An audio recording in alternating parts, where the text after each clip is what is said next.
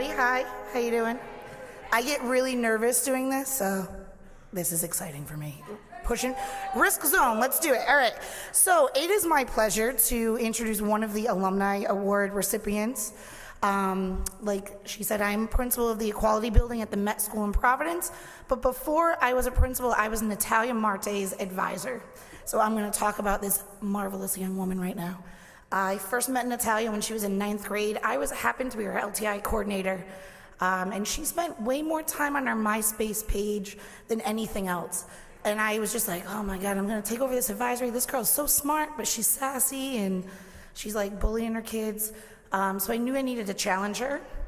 Her internship at the time wasn't really pushing her. So sophomore year when I took over, I just like, let's go. So she started off interning at the Center for Hispanic Policy and Advocacy, where she kind of got her hands dirty and started thinking less about herself and her MySpace page and more about the other people in her community and how she could impact them. And that kind of led to more internships at Brown University's Somos, which is the Latino magazine on campus. She was student president, pushed for student government in our building, like student-led. She really wanted students to have a voice. Took 11 college classes when she was in high school, so she entered college, Roger Williams University, as a sophomore. Graduated in 3 years. Went out to breakfast, took me out to breakfast. She's like, Miss, she still calls me Miss. She's never had to call me Miss. Like, she came up to me today, she's like, Miss. I was like, oh God, no. Took me out to breakfast and invited me to graduation. She's like, what do I do now? I was like, you're 20 years old. No one's gonna hire you. Like, no one's gonna take you seriously. Go to grad school. So she's like, all right. Like, every good student listens to their advisor. I'm like, yeah, okay.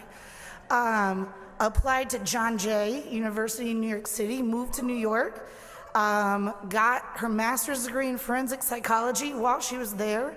She was a social work intern, worked in middle schools in the Bronx. She was an advocate for mentoring students and people of color into law programs and help with the law mentoring program. And she decided that she was gonna apply to law school. So she just finished her second year at SUNY Buffalo in the law program, and she was like, I got extra time, so I'm gonna do a joint PhD program, and just finished her first year in that.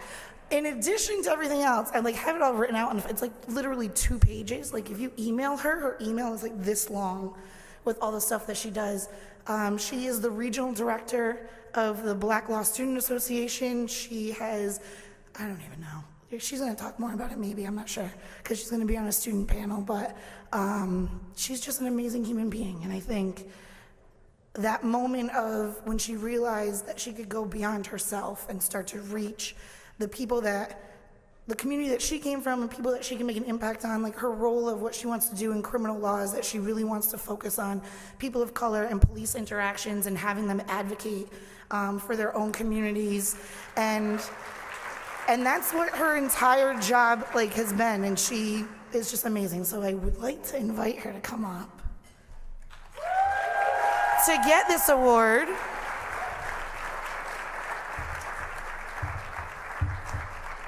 Started at the MySpace, now we're here. So Natalia Marte, there you go. Thank you. Oh, okay. I have something written, yeah. I want to say thank you. I just want to do a quick thank you, just because I honestly wouldn't be here if it wasn't for Tracy and everyone at the Met that has helped me become the person and the young lady that I am today. So I wrote a little something, and I am going to read it. No, don't cry. Okay, so again, I want to say thank you to Tracy and everyone at the Met for believing in me and helping me foster my own education. It's not often that Black and brown people are empowered through any social system, but the Met seriously prides itself and does an amazing job in empowering Black and brown folk and controlling their own education and not limiting themselves. Most specifically, I want to thank Tracy for getting to know me and everyone in our advisory as a person. I would okay. During her vow speech, she like kept going, ay, ay, ay, miss, no, I can't, ay, ay, ay. I'm like, you can do it, you can do it. This is like flashback. So again, not often Black and brown folk are treated as human beings. So getting love and unconditional support from a teacher and advisor was a very big deal. Lastly, Tracy, I want to thank you for not forgetting about me after I graduated. I think most often than not, alumni need continued support. We need people to follow up on us, and we need to know that y'all still care. And that's definitely something that Tracy demonstrated not only to me, but to our entire advisory. When one of my friends and one of our advisory mates got locked up, Tracy would come with us to go visit him in the prison. And I think that definitely showed her dedication, not only to her students, but especially to the oppression that a lot of us experience even outside of the school system. I think that was it. So all in all, I just want to thank Tracy because I cherish a lot that she has done for me, and I really do thank her for everything that she's done, for believing in me and helping me throughout this whole entire journey. So.